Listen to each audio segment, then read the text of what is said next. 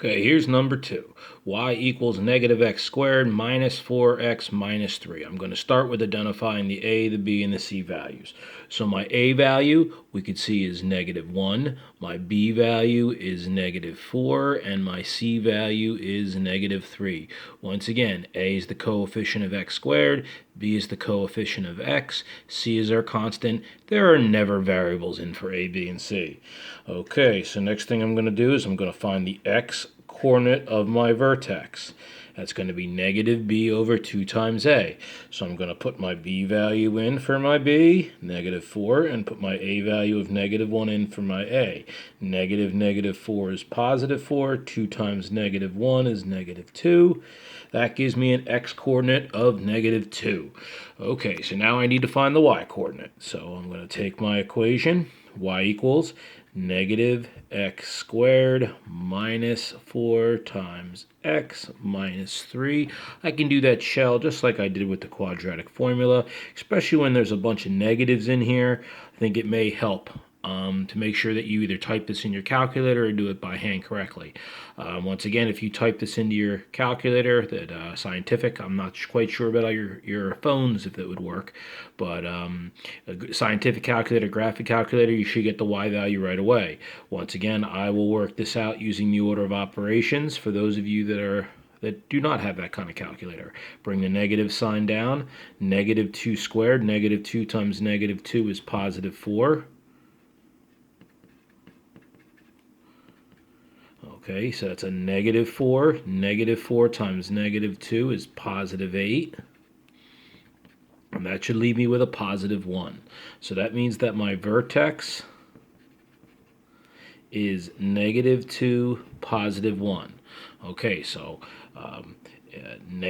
the x value being negative 2, I could have drawn this in before I found the y. Those kind of steps are kind of interchangeable.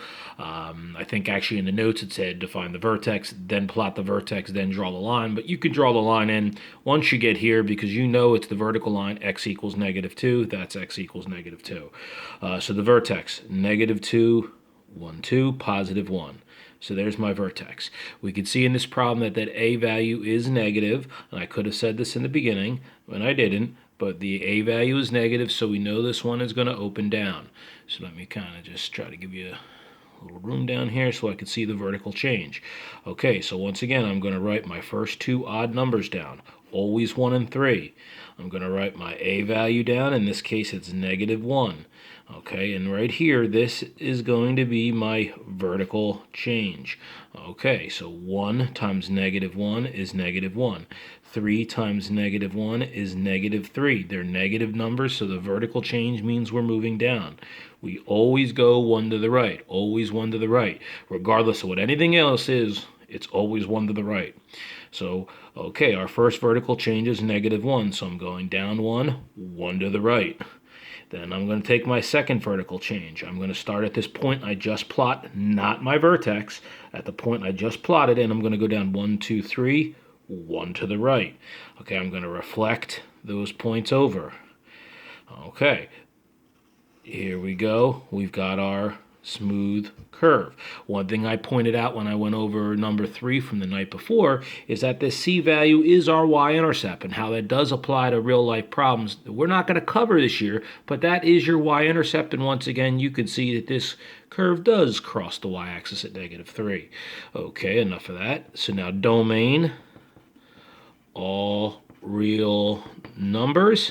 Once again, you could use that capital R with 2 vertical bars, and our range, y, this one opens down, so it's going to be less than or equal to because it opens down. This is the greatest possible y value. All the other y values are below it, so y is less than or equal to, what's the y coordinate at this point? Positive 1. Okay, I'm hoping these videos help. I'm going to keep them coming.